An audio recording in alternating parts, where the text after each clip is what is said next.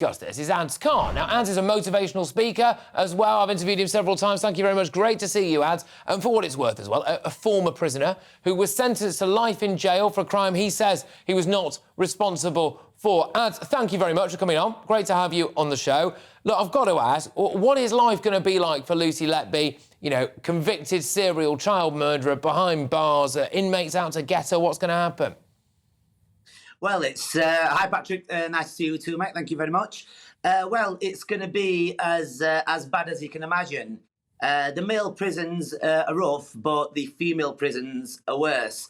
I think she's going to be hearing the echoes of her crime from left, right and centre, 24/7, 24 hours a day, 7 days a week. You know, it's a very unfortunate set of circumstances. My thoughts go out to the victims and obviously the victims' families. But rest be assured, there's not going to be a positive outcome or a solution in her life ever again. Can they protect her 24/7? Well, yeah, I mean, you can protect somebody if you're going to sort of like lock them up behind a door 24 hours a day, 7 days a week, and that's the only access to life she's going to have, then who needs protection in them kind of situations? But as she goes into prison, you know, it'll be a very sobering experience and frightening one as well, by all the inmates, by your next door neighbours, by the landing upstairs, downstairs, to a left-hand side, to any sort of... Every time she takes a step, she's going to hear them words of "you child killer." No, indeed. And I mean, many people would say, rightly so. What do you make of some of the conditions that we've seen, just some of the pictures there, about there being some kind of fashion boutique in the prison, the walls supposedly being painted kind of girly pink, and they have, you know, days where they bring in animals? I can see you throwing your hands in the air there, Adz. Your views? I tell you what, if I had anything else in my hand, I'd throw that as well. In all honesty, I think it just goes to highlight and show the incompetence of this bloody government that we've actually currently got. It's crackers. And I think that the government are responsible for further victims. Instead of stuff like this, what happened to good old rehabilitation? What happened to putting money and your thoughts and everything into the rehabilitation aspect of things? And therefore, there'll be a lot less crimes and a lot less victims, more importantly. And this focus, you know, it doesn't happen, right, because it's not sexy on the political arena, right? But the fact remains there needs to be a cross-section commitment to say that, look, cross-party commitment to say, look, although no matter what happens in the elections, right, we need to implement these laws in prisons and give them the right rehabilitation so there's not another victim. I think, yeah, exactly. I take your point. I think for the wider prison population, I'm not sure it necessarily applies with Lucy Letby, but I get where you're coming from. Adz, can I ask you something? Look, it's a little bit personal, but at some point in your life, years ago, right, you were sentenced, OK? And when you were given your sentence by a judge, I don't know if there were victim impact statements or anything like that. Lucy Letby's caused a lot of controversy, amongst other people recently, for not coming up from the cell in the courtroom to hear the judge hand down her sentence and also hear the victim impact statements. Did you do that? What was that like? What do you think that prisoners should be made to do that?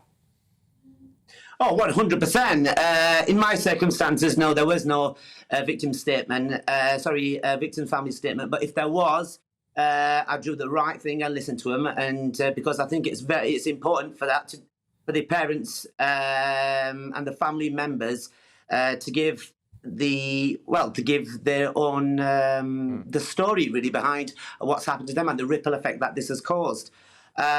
It didn't happen to me personally, but I think not just murder. I genuinely believe any crime, the victim's family or the victim should have the right to actually voice their concerns. And I'm with you. I think we should push the envelope and demand a law that compels people convicted of crimes to face the victims and get into the ears, the haunting echoes of their deeds. And I stand with you in this pursuit of justice. In fact, I'll go further. I also believe that if they don't want to come up, I think they should be gagged. I believe they should be strapped, right? And I believe they should strapped and restrained, right? And them statements being read to them. And if that doesn't work, then I tell you what, shove them in a cell, and you can actually play these statements 24/7 through a speaker, so it never loses the sight of actually what they have done, and especially in this set of circumstances. As it's powerful stuff. Adz, thank you very, very much. As before I go to my panel... Don't let him One go. second, because Adz, I stay want there. to know what on. he was convicted of. I want to know what his crime was. I right. want to know why he was sentenced to life imprisonment.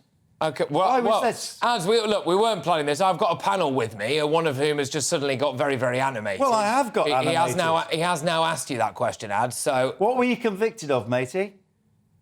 All right, no, we can have this conversation. I was convicted, as you can read on my website, I was convicted of murder under the controversial law of joint enterprise, which basically at that point meant that I was present when a murder was committed by somebody else. Now, the judge and the prosecution said that you two have the mitigation factor of no intent. Even up to this day, I still don't know what the unfortunate victim looked like. And since then, the law of joint enterprise has also been challenged in the Supreme Court, and the Supreme Court ruled that this law had taken a wrongful turn over 30 years ago. So you're denying your guilt still, are you? No. Did you appeal? No. All right, Jerry, I think it's a little bit... No, it's not. It's very important because you've actually invited someone on your programme. I've invited him on. He's been very clear about his position on all of this. No, he hasn't. He has. He's just answered your question directly there. I think that's a pretty direct answer. He was convicted of murder, which he's now denying he committed. Well, go on, Az, then come back to that then. So you obviously are denying, yeah? No, thank you very much. No. I was convicted under the law of joint enterprise, but I did not physically kill the unfortunate victim, or strike a fatal blow. So it's all right throwing everything you have at me, but you've got to have a look at, and this is what I'm saying. Look, if joint enterprise has taken a wrongful turn, I'm not saying release absolutely everybody, but each case needs to be dealt on their individual merits.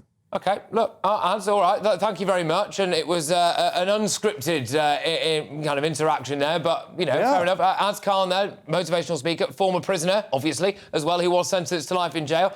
Joining me